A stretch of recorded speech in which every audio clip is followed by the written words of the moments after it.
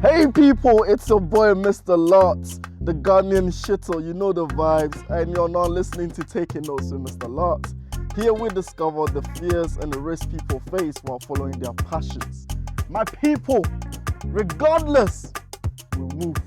Hi guys, my name is Reggie, aka Mr. Lartz, and this is Taking Notes with Mr. Lartz. Today I'm joined by a very, very special guest, Sharyn. Wow. Hello Sharyn, how are you doing? I'm good, I'm a special guest. Yeah, you're a special guest. Thank you so much. Anyway, Sharyn, before we start, would you like to, introduce yourself and tell the people what you do? Yes, hi guys, my name is Sharyn. I'm an artist, I'm a singer from South London, and I sing kind of R&B, house, bit Afro beats, but all in all, it's Christian music. That's what I do, yeah. We love to hear it. Thank you. Anyway, let's get straight into it, Sharyn. As I said, it is very special to have you here. Obviously, I've known you for a very long time. I've seen the growth. But, I want to start with the first thing. When did you first start making music? Let's talk about that because, it's a very interesting story. Let's talk about your first album, Sharyn. Yeah. Oh my goodness. Yeah, let's talk about that. How did that come about and how old were you? Oh my God. If you don't mind sharing that. Yeah. So if we're going to throw it back to my first project, I was actually 9 years old. Okay. So the story of how it happened was one of my aunties from Canada came to visit me and my mum, and she stayed with us. And she used to hear me singing around the house. And she was like to my mum, I know like a guy who produces and does music. I think it will be amazing for Sharyn, this young girl, to actually like just to make something and let's see what happens. And then obviously my mum got gash, she was excited. She was just like, my child is she's going to be a star. She will arise and shine. She's going to be famous, basically. And so we ran with it. I met the producer, went to the studio, recorded 2 singles, basically. So I see it like as a little B-side, like literally like a little short project, and it's called Teacher Child. Wow. Like I'll never forget, like we had a full-on photo shoot, and it was like down in like near Peckham Rye Park, basically. Honestly, I was like in this full like denim outfit, like double denim. I thought this is it. Like real 90s. I thought I was in my bag. Like this was no. I've made it. I'd made it basically. And then so I first released it in church, and church loved it. They ate it up, like and because I think it was gospel music as well. Basically, it was basically about teaching a child to be a God-fearing person. And then I think the months that followed, actually, that summer I went to America. Oh wow! And so because my mum was a huge follower of the teachings of Maurice Soluro. So she would go around to all of his conferences like most summers, and we went. I forgot where it was. I think it might have been Florida or Texas. I can't remember which state exactly. But we actually went, and then I would actually just go and just perform in children's church. Wow! And I won't lie, guys. I made a pretty penny. I made a pretty penny for the Lord. Say no more. And my mum, being a woman of God, was like, we have to give our offerings back to the church. Hallelujah. And that's what we did. Obviously, I cried, hallelujah. but you know what? First fruits. I gave it back to God, and so yeah, that's the story of how that happened. And I'll never forget, like when I went to school, like to secondary school that year. Wow. I had a poster. Famous. I had a poster of myself. Wow. On my wall, because I was so proud of this achievement. That because I thought in my mind, I was just like, it's not only that I'd kind of had these songs, but I was able to perform in front of people. That was like one of, you could say, the first taste of me just performing in front of an audience, and just seeing that interaction and seeing how people receive my music. That to me was like the most amazing feeling. Like, so was people, I didn't grow up with them. These were like very different people. These were Americans, from all walks of life, but they really loved this music that I was blessing them with. And so yeah, that's my story of I guess, the first project. Obviously you mentioned that, and obviously where I guess our path kind of crossed was uni, and I'm here thinking, wow, obviously your family acknowledges this talent from a very young age. Yeah. So then obviously when I think about it, and this is no shade to anyone that did music or does music that went to university, but I'm a believer that like, with certain things you shouldn't go to university for. Like that's my, my probably ignorance, and I'm willing to be, I guess, educated about that. But I think my question becomes, obviously when you're at uni, why go uni then? Obviously you realize this talent. I guess why go uni? And obviously when you were at uni, you did what did you even study? You didn't study music, right? I did not. Exactly. So Yeah, why did you go to university after being on a journey? So I would say like the story then kind of changes of what my path and passions were when I went to secondary school. Because at that point I kind of realized in life, like, yes, we had obviously X Factors, the pop idols. Those were ways in which you could say access fame and become a singer outside of, let's say, studying it or being certain people's tutorage. And because I went to a boarding school, like my dream was actually I wanted to go to the Brit school, but I went down a very different path. I went to a very, very good private school, but when I was in that circle, I kind of realized, you know what, maybe being a singer is not realistic, and so that's when my passions changed towards sciences. And I actually aimed to just do medicine and follow the footprints of some of my other family members who were doctors and nurses. And I was also pretty good at maths. Mum's an accountant, so I dabbled in that. But after maths A-level, I said, God. I said, God, never, please. I said, C1, see you. See you? No, that was suffering. I said, you know what, God, let me leave the mathematics here because that was very difficult. So that's why I went to university and I ended up studying biology because I really thought, like, in terms of music, it didn't seem like a realistic aspiration because in my mind, I was just like, even though when I was younger, like I said, 9, 10, 11, I was in a very musical environment, not only just church, but I had singing lessons. I was part of like a performing arts school here in Peckham that I would go to once a week, but it was being nurtured in a very different way at school. Whereas when I was in secondary school, it was more like I was becoming more well-rounded in all areas. I realized that I actually am I can do academics as well. I can do it. I can do academics as well, not only just the arts, but and I also dabble in sports as well. And so I kind of felt like, you know what, this music thing is like a pipe dream. And so that's why for me, I went to university because music, that was not the goal anymore. That dream had changed. It was in my mind, it was dead and buried. So it was done. So when I was like 18 going to university, I said, this is it. Like I'm gonna do biology, then I'm gonna do post-grad like medicine. That was actually the goal. That was the dream. So yeah. Wow. So obviously you've, in a sense, kind of not killed your passion, but buried your passion, let's say. So when would you say the time came where you were like, no, actually, this is it. This is my passion, and it's not a scientist. Even though I've been through these areas of life that's sort of added to me, these things are not who I am. But music is what I feel like my purpose is. When was that moment where you were like, you know what, bing, this is it, I'm going for it? Wow, it was actually like many years like into my degree. After we would be in the Christian Society together and I became the worship leader of that, and I ended up taking a year out of my studies and I kind of was writing songs, and these songs that I was writing were more prayers. They were journal diary entries because I was going through a really tough year. 2016, 2017 was the ghetto. Oh my gosh. Like it felt like the wilderness. Like, and I feel like we all in our own individual way have probably experienced the wilderness of some sort. And so in that year, I just wrote a lot of music and I just poured out my heart to God. So when I came back now to university and was being the choir leader again, and I was sharing this music with the rest of the choir and everybody was quiet, I said, what's going on here? Like, is it that bad? Like, I was just like, oh my gosh, like yikes. What is this? Like, what is this? And bear in mind, like I said, I'd not really even shared my music that I'd even written personally with other people. Like back with my housemates, like I was always having my keyboard around and I would like have funny jam sessions, but it was never anything like serious. So this is the first time I'd opened my heart again in terms of musically and shared with people. Again, bear in mind that was the first time since I was 9 that I had shared like something very kind of personal to me and something that I believed in. And then everybody was quiet. I said, what's going on? And everyone was like, they were quiet because this is amazing. Like, you need to actually make something of this. And then that's when it clicked and I realized that, wow, God, this dream that I had buried and was dormant for so long in my life, like there's something that you want to do here. I don't know what, but there's something that you want to do. Fair enough. I guess, you know, obviously you've realised that. You've realised, cool, you want to do this. What were, obviously, as a up-and-coming artist, you know, speak to me about, you know, that moment where you were like, okay, so speak to me about your process. In terms of going ahead, creating that beautiful EP you put out. You know, speak to me about that process, and then we'll sort of come to the now and obviously growing and whatnot. But speak to me about that process from, okay, I realized this is what I want to do, boom, it's a passion. But, you know, for a lot of us, you know, we have, you know, obviously as believers, like faith without works is dead. Yeah. So I guess what was the works you put into this to make sure it happened in terms of the process? Wow.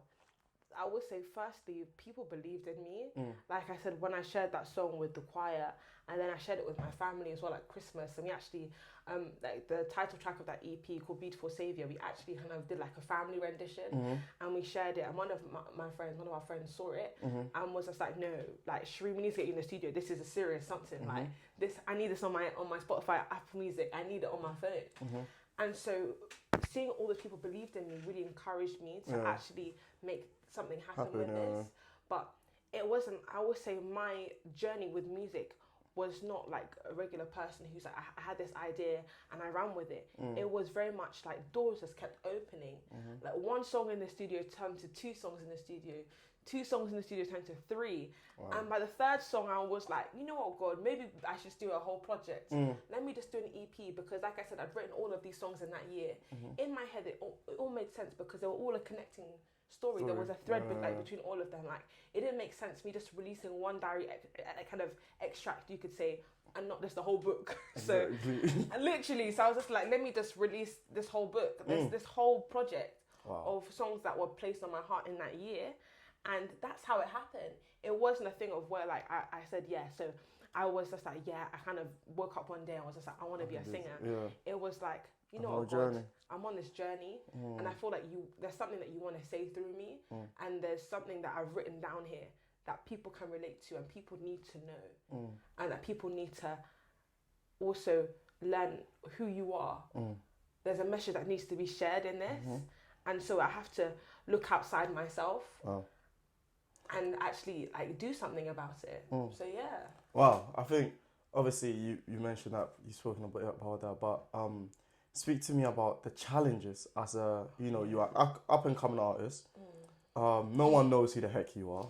But how do you, in an industry like this, in the music industry and as an upcoming, how do you put yourself out there for people to know who the heck you are? Yeah. Especially in the industry, or in terms of your, obviously if it's a Christian sphere, like how did you get yourself out there? What did you do? Yeah, I think no matter what sphere you're in, you're always going to have people who are more, more tenured than you, who people who have kind of know more than yourself. But for me, I would say I was just myself first and foremost. That was so important. It's like, I felt like I really owned what I did.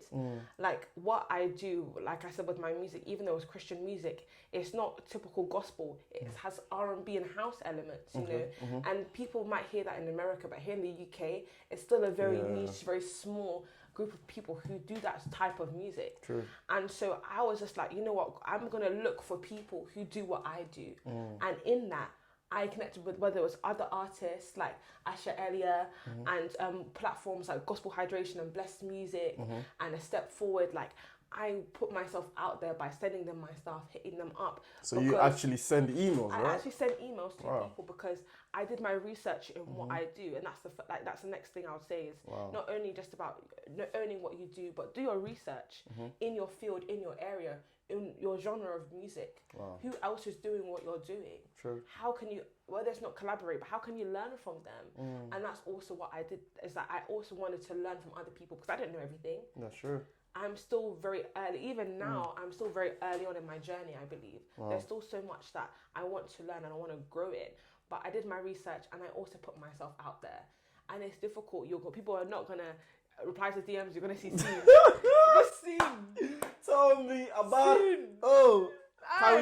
Can you? Oh, okay. Oh my God, the Scene. And also, and you have to just take it and move on, right? Like, just take it. I think there's a thing. I feel like that's what stops people from taking, even myself, right? Even doing everything that I'm doing now.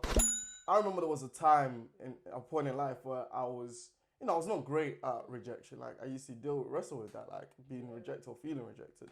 So then I didn't do anything, but obviously, thankfully, God has been merciful to me and gracious to me enough to go through that and having to deal with that. Yeah. So now, like, bro, if you say no to me, it's like, okay, cool. Like, we keep it moving. It's not, but obviously, I understand everybody is in their own part on journey in life. But yeah, that's the worst anyone can say to you. Like, no, and it's okay. And I feel like sometimes as up and coming, some artist or whatever you're doing, if you're starting something new, hearing no is not necessarily a bad thing. Yeah.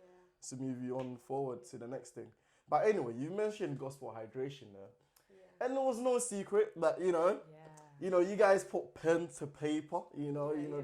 gave you some sort of contract. Yeah. I guess speak to me about like I'm looking at gospel hydration. It's like it seems a big deal on YouTube and all this. It's a great platform. Yeah. So how does that work? Like, are you signed or are you? Yeah. Is it just like a music contract thing? Like, So, obviously you don't have to go into the deeps of the contracts, but So they have you could say they also have a label. So they're a music platform. Okay. So they have not just a YouTube channel but also a blog. They do amazing stuff. They not only they basically provide space for the alternative Christian artists from all the different genres, from rap to drill to Afro gospel, and people all over the world, and it's amazing. And they also write blogs and articles about these different artists as well. But they also have the owner of that platform, the CEO, you could say, Derek. He's an amazing guy. He also started a label called Hydration Records. So I was signed with them. I'm not signed with them anymore. Okay. From the beginning of this year. And for me, it's another important lesson I've learned in this journey is you always have to do what's best for yourself, because where it is you want to go. You know what your goal is, and you know your aspirations, and the dream is to partner with people who will help you reach that goal. And some people will be in that journey for a moment, and some people will be with you throughout that whole entire race. And so with my journey relationship with Hydration Records, it was a momentary thing. So I released a song with them. So it was a proper contract. I was a signed artist, but it was a thing of where we just decided, you know what, it's best that we part ways. And that I continue as an independent artist, and they continue as a label owners. They've signed amazing other artists, a gospel drill artist called Canola. I'm a big fan. Canola, if you're watching this, shout out to Canola. Shout out to Canola. He's dope, so dope. And they've also got another Ugandan artist called Enoch as well. Shout out to the Ugandans. Honestly, Enoch, the one G's, So he kind of specializes in a lot of soundtrack and sync music, music for adverts and all of that type of things. So it's not only just about kind of artists who are kind of you could say kind of doing gospel in a very kind of overt way. They also sign artists who also produce and are looking to do other things, but at the end of the day, we're trying to make an impact. Let's talk about that for a minute, right? Yeah. So obviously, I feel like many a time, obviously, when you come out and you're just Coin Quad started with gospel artists, blah, blah, blah. People try to label you guys or label, should I say us or whatever, but obviously I'm talking in terms of musically. They label you guys and put in a corner. So obviously when I look at the UK scene, obviously the biggest one that stands out in terms of somebody who kind of inner culture, black culture, whatever, is Governor B. He's the only one I feel like doing it as in a big skill. But don't get me wrong, there's been many people. A-Star, Triple O, Happy, Melvillous. Obviously you have Called Out Music in that space as well. Obviously these are just a few to mention, but I feel like these are some guys that I'm mate, you can be as good as this person, but for some reason, I don't know, because of your content, people try to box you in. I guess, how do you personally, obviously I know you mentioned you do other sort of sounds and music and all that kind of stuff, but how do you deal with that where it's okay, if you put out a nice R&B, just talking about love music, if you were not looking at it, oh my God, how could you do this? It's how do you wrestle with that? Because one hand, people outside of the gospel scene want to look at you this way, and people in the gospel scene want to look at what's she doing? Or so how do you deal with that? In the middle of that? Yeah, because you know what? It's so easy for your music to become your identity and to become who you are, and that's where people wrestle with the whole label thing, because it's a thing of where you've labeled me as a Christian artist or gospel rapper or this, that, and the other, but I'm much more than that. True. People want to showcase themselves to be versatile. And for me, like I said, I had to stay true to who I am.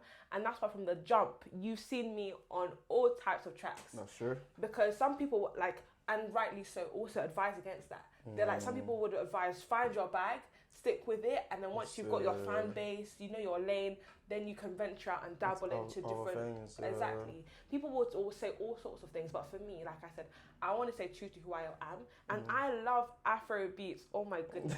All that is within me. And it's a thing of, I was just like, it's such a, how can I miss out on collaborating with such amazing artists? Yeah, facts. Because of branding reasons. Yeah, true. Facts, big facts. That's a big one. That's interesting, actually.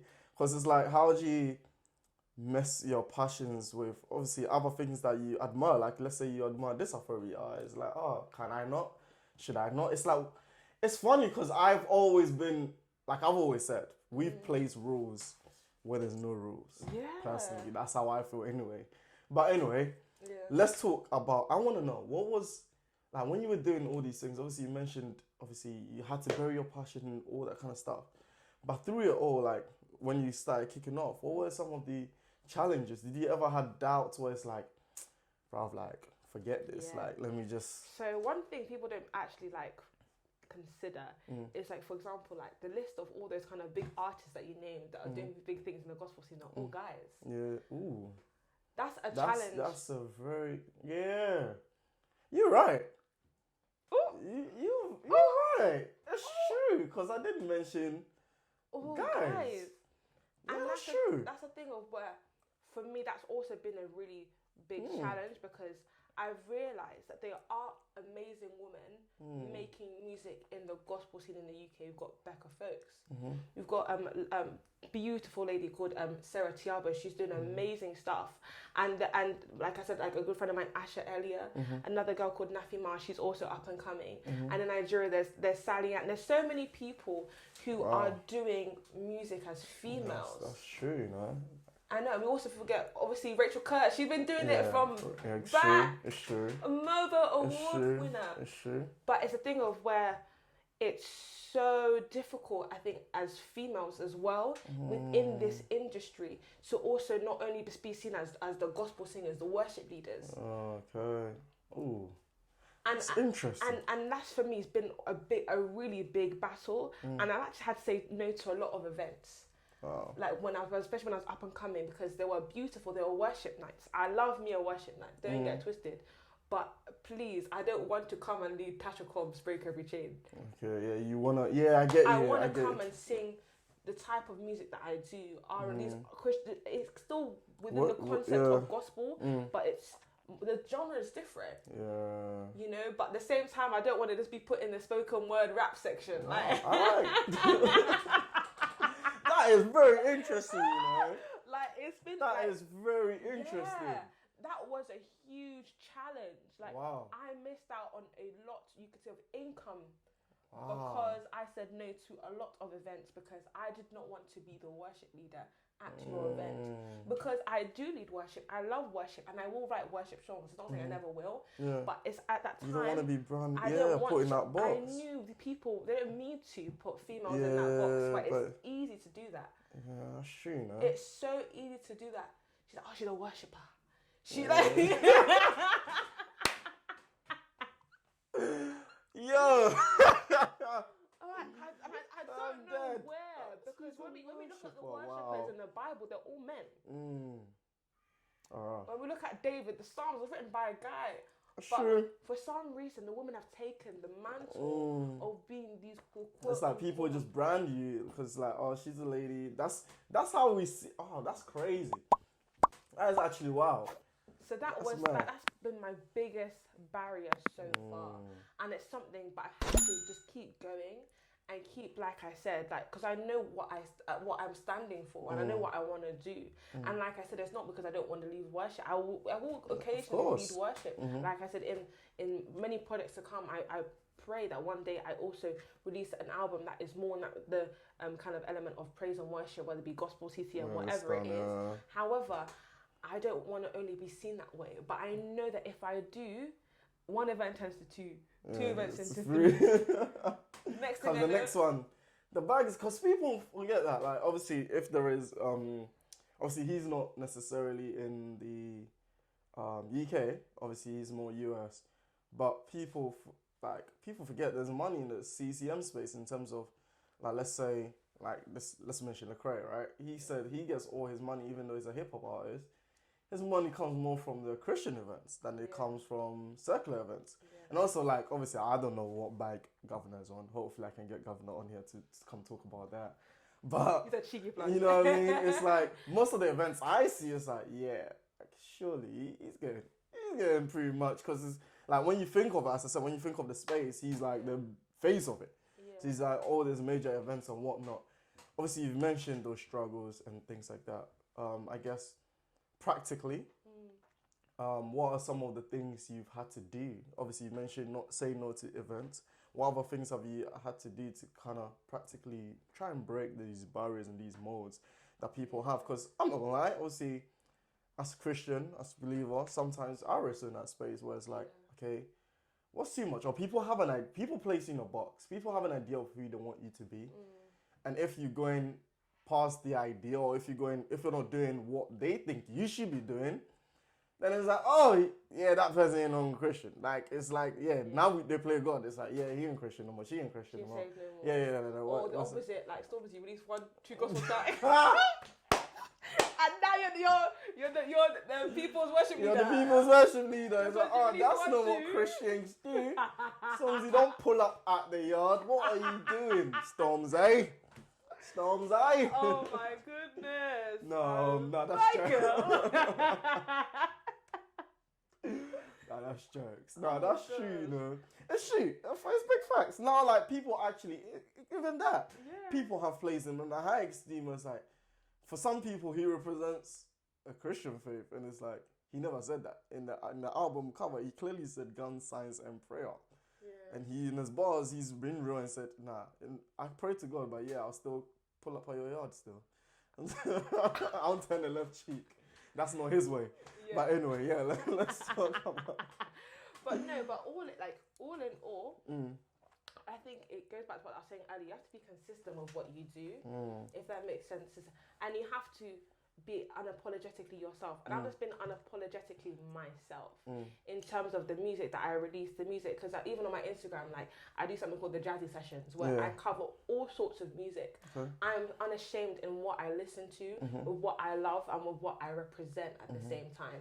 And I think it's all, well, we're in a very difficult space. I've also learned as these Christian artists, or artists who are Christians, because people also, they look to you as an example, because whether you like it or not, when you choose to follow Christ, you are a disciple of Christ, and therefore you are an example of Christ.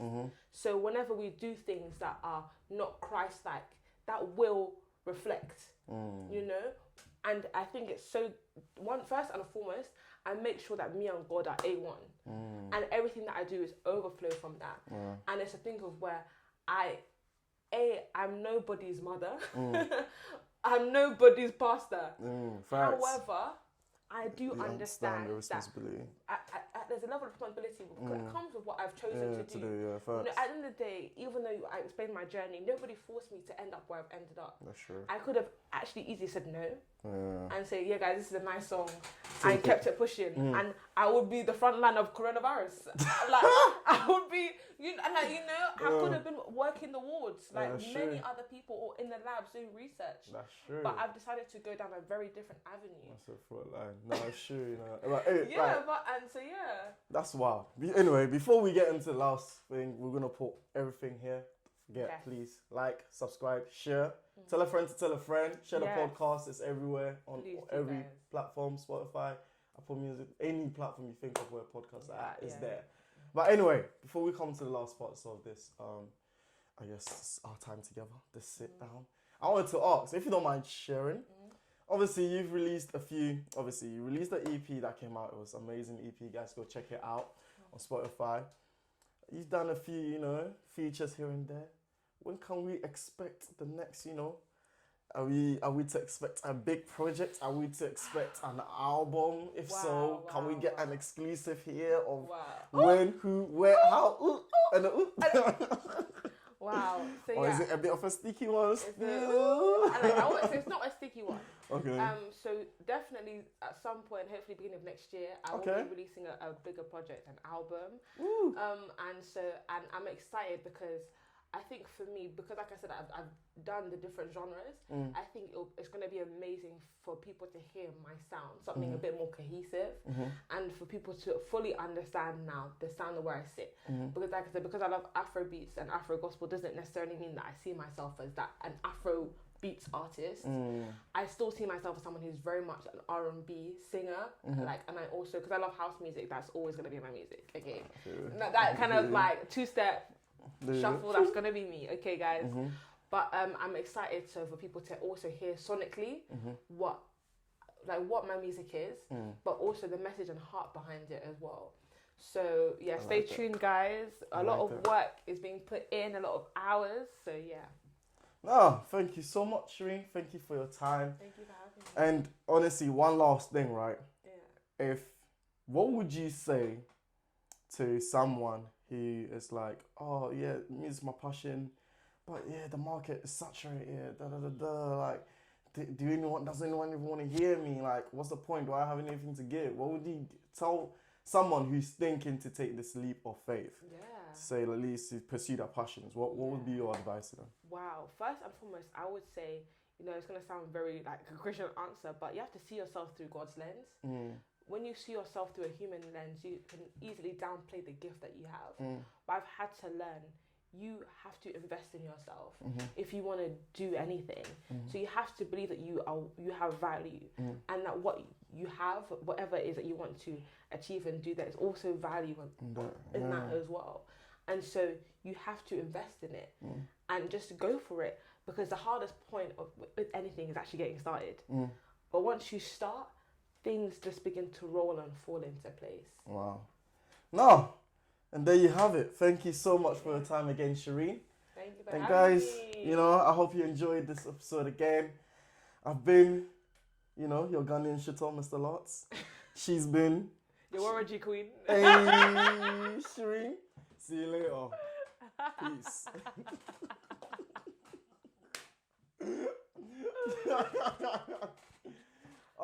Anyway, yeah, guys, thank you so much. This was Taking Notes with Mr. Lartz. Again, it's your boy Reggie, aka Mr. Lartz. You can find me on, Instagram mainly. That's my biggest social media, Mr. Lartz. I'm gonna plug myself because this guy is we're gonna put everything with Sharyn. But Sharyn, where can they find you? I guess. Yes. What's this? Where can they find you? What's Where can they find you? Oh my God, relax. You can find me on all platforms as well, in terms of social media. My handles on Instagram, Twitter, and Facebook, for all of those who still use Facebook, is @Sharyn Official. So Sharyn is spelled SHARYN. We'll put it right here. Put right there. Official. Right and here. my music is also on all platforms, from Apple Music, Spotify to Tidal, YouTube. People use Deezer. I never knew. Wow. And Amazon, Google Play, all of those places. Yeah. Alexa, we out.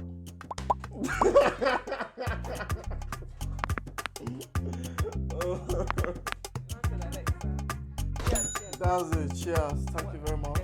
Wow, what an episode. Well, I hope you had a good time. I hope you took some good notes too.